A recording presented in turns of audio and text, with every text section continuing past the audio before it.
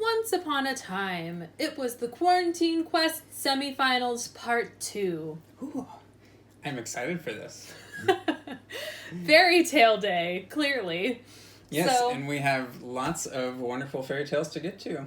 We do. So everyone was tasked with telling a fairy tale with creatures and or characters in their household. So let's see how everybody did.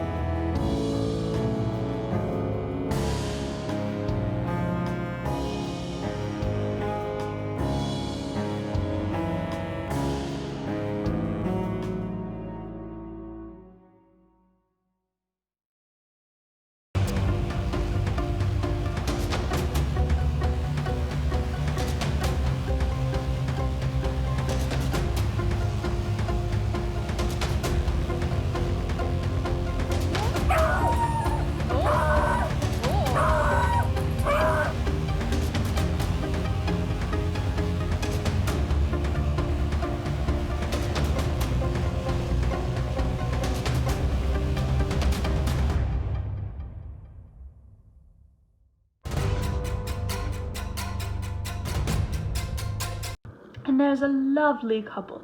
Why, here they are now. You can introduce yourselves. Hello, I'm Mrs. Spoon, and I'm Mr. Spatula. We are married and we live in Washington, D.C. I'm a doctor, and I work in politics. Nobody you'd know, but, hopefully behind the scenes doing something useful. Yes. Now, you may wonder why my name is not Mrs. Spatula. Let me tell you, I am a very strong feminist. I do not need to take my husband's name, and I'm already very respected in my field. So, if you need to address me, you can call me Miss Spoon. He'll be Mr. Spatula. And hopefully, this kindly narrator here will be able to introduce you to our lives just a little bit. Now, rather get into all the details. Mrs. Spoon can be a little long-winded. Now, Mrs. Spoon and Mr. Spatula were wanting to start a family. I figure it's probably why she sent you back to me. But before too long, they were in fact graced with a baby girl. She looked just like a perfect matching of her parents, her father's features, her mother's form, and they were a very happy family, blessed, living comfortably. Now, one day she was out with her friends on the National Mall, and they were out for a walk, enjoying the park, enjoying the fine weather. Honestly, something I wish we all could be doing more of right now. And they were off having a rather good time, not worried about any 6-foot distances, because, when out of nowhere, she fainted. Just fell flat to the ground and fainted. Her friends quickly called her mother and father. Oh no, our poor baby girl, what can we do to revive her? Now, even though she was a respected doctor, they tried for months and they couldn't find any cure. So they took their baby girl and they relocated out to a country home far outside of the city. Now, when they were out there in their country home, they decided to set their baby girl up in a bed where she could get rest and hopefully would come back to them. Hopefully would come back. I can't tell you how many research facilities I've reached out to. No one has a clue. No clue at all. Honestly, my politics aren't helping much here. Thank goodness we have better health care, though, than we did 5 years ago. Well, out in the middle of nowhere, they lived in a beautiful colonial house. Out, away from the world, and away from the rushing city, hoping that maybe some fresh air coming in her bedroom window each day would help make their daughter feel better. Now, I must say, I know our story's taken a rather sad turn, but do not worry, it will get better. Just give it a moment. Now, out here in the countryside, there was a travel blogger. He loved going around swaggering about the country, honestly. Just swaggering constantly. Honestly, look at that swagger. Look at that swagger. Regular pair of prongs, that one was. Just swaggering about the countryside. And when he came upon their beautiful colonial mansion, he quickly ran up to the door and started pounding on it. Mr. Spatula came to the door. Can I help you? I absolutely love your home. I love it. Can I please come and take some pictures? It is beautiful. Absolutely beautiful. I don't know, son. Oh, sir, it would be such an honor, please.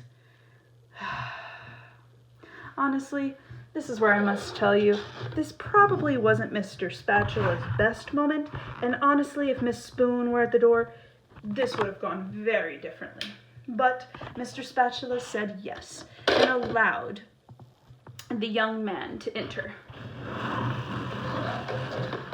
He came through the home, and as he wandered, he took pictures. He filmed, he complimented, and Mr. Spatula, growing rather weary of him, just decided to go sit in their living room, away from all the foolishness.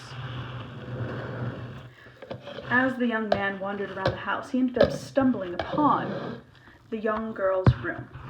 Now, we all know this is a rather odd situation. Trust me, it doesn't get better at this moment, but give it time.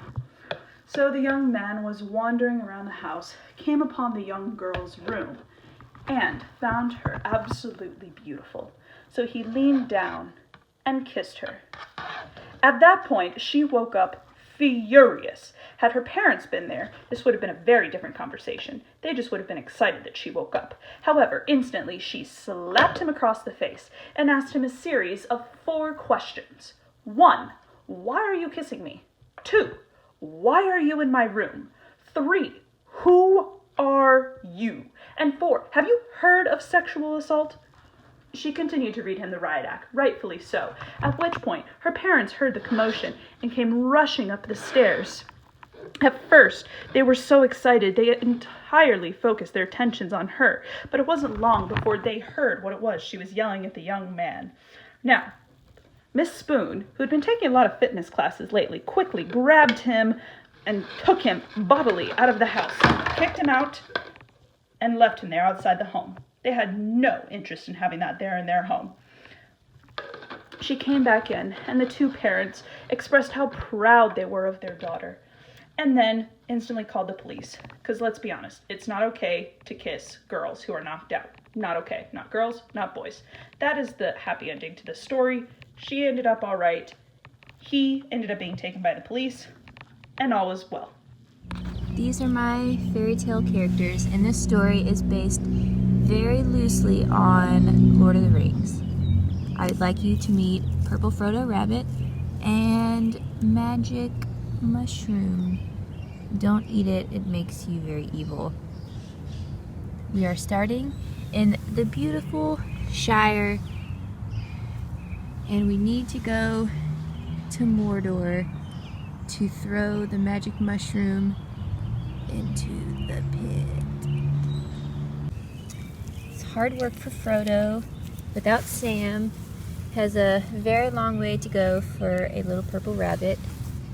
I hope I find those. Okay, so he got separated from the magic mushroom. Maybe he died. Damn, I feel like I lost him. Frodo has been found deep in the clover, similar to when he was stuck in the spider cave. Gonna have to get him out, pretend to be Sam. And now we're gonna carry him over like we're on a magic thing. And Frodo finally made it here. Very conflicted, does not want to put magic mushroom in, but he must. And also clean it afterwards. Oh no! The story of Jack and the Beanstalk. You got Jack, you got all his friends and his mom. They all live on a farm. And they live together and they're happy, but they don't have a whole lot of resources or money. So one day, Jack is told to go into the store, to the market, and try to sell their cow. That's all they have left as their last major resource. And so Jack is a clever little boy. So he says, "Okay, Mom, I will save our farm and everything." He takes the cow and they hop on along together. That's what cows do. They hop to the market where there is a clever little salesman who's offering some magic beans. So I got the magic beans, and he says, "Hey Jack, if you give me that cow, I'll give you these magic beans." And Jack's like, "Oh man, magic?"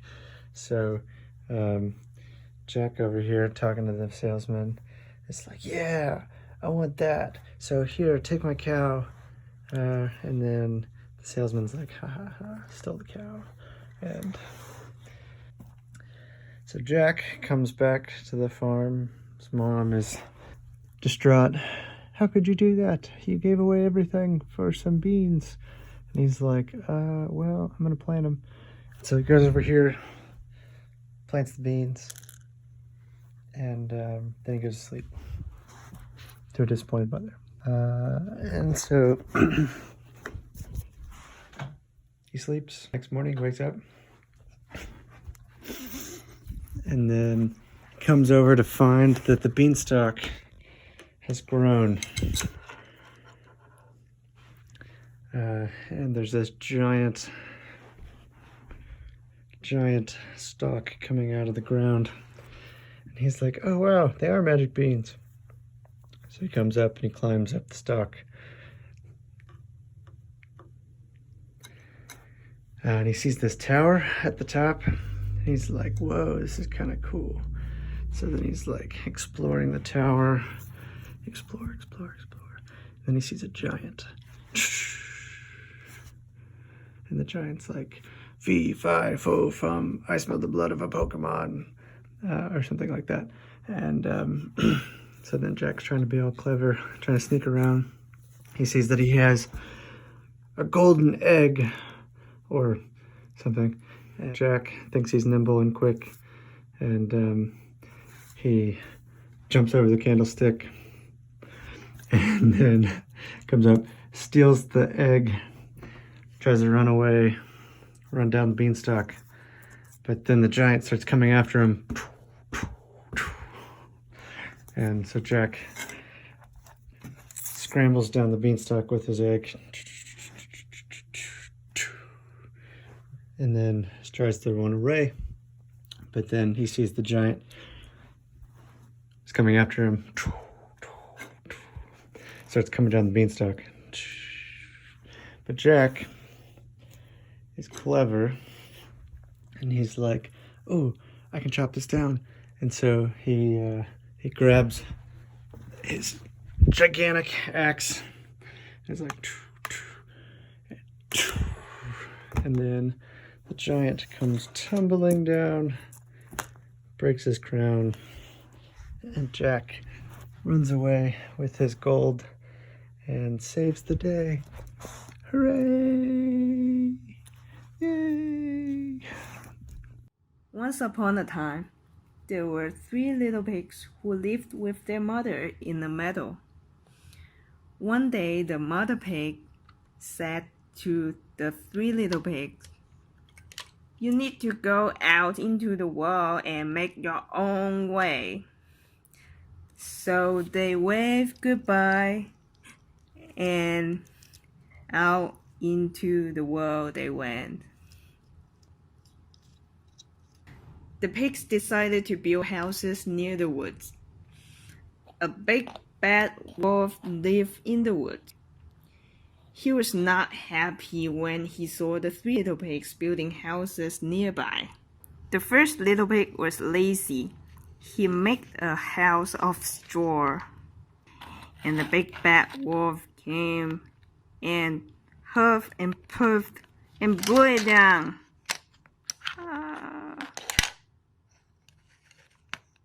The second little pig worked a little harder than the first little pig. He made a house of sticks. However, the big bad wolf huffed and puffed and blew the house down as well.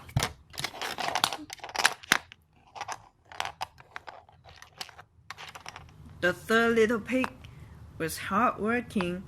He made a house of bricks and happily lived inside.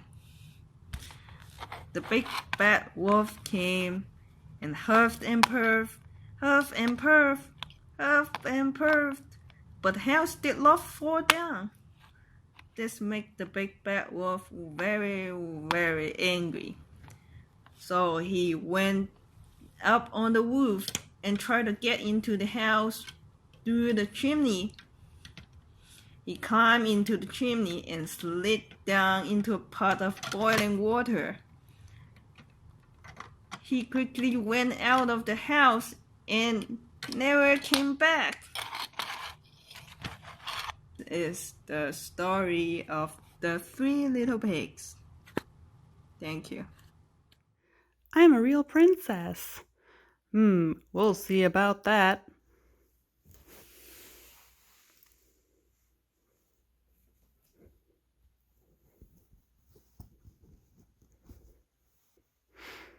Here, sleep on this. Okay.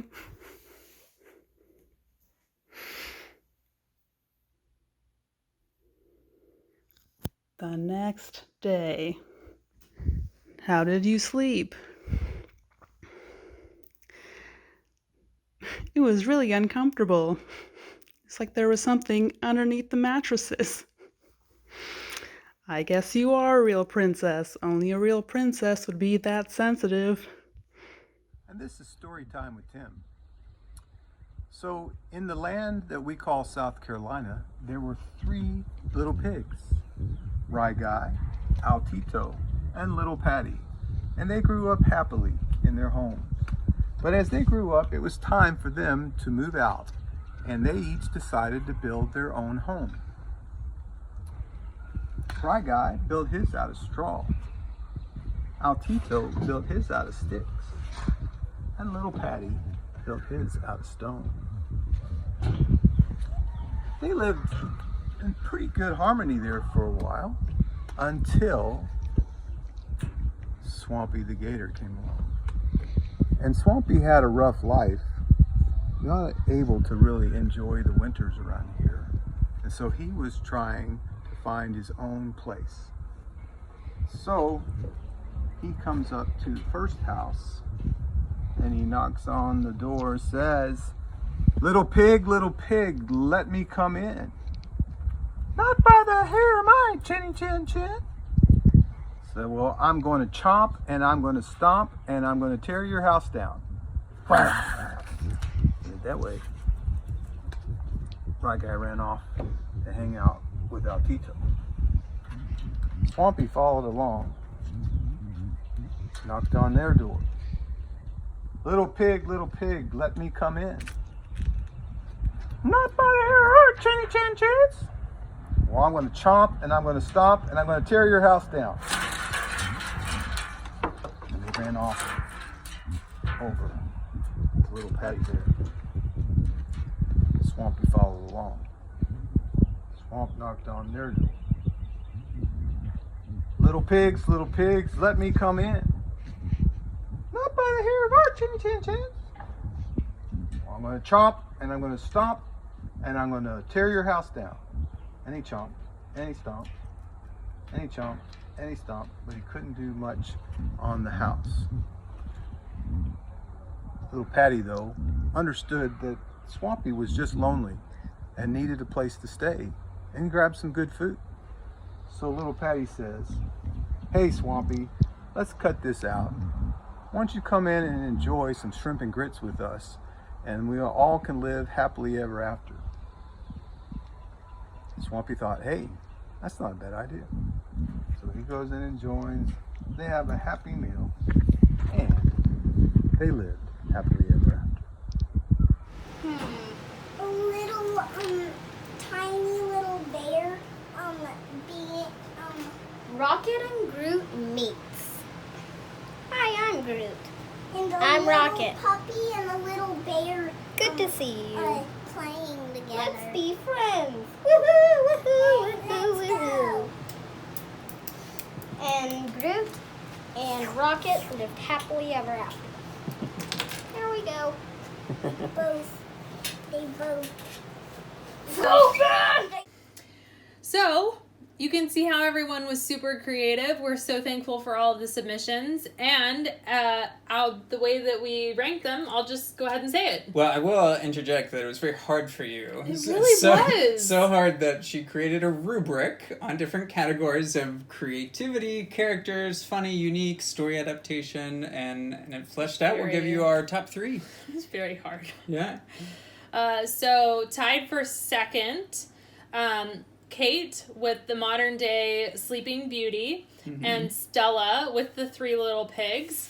But winning in first place is Ryan with his retelling of Jack and the Beanstalk. Yeah. So we will put up the scores for you for the semifinal, and we cannot wait to share the final episode with you tomorrow. That's right. So excited. Thanks, everyone. Your quest has already begun. Snack time.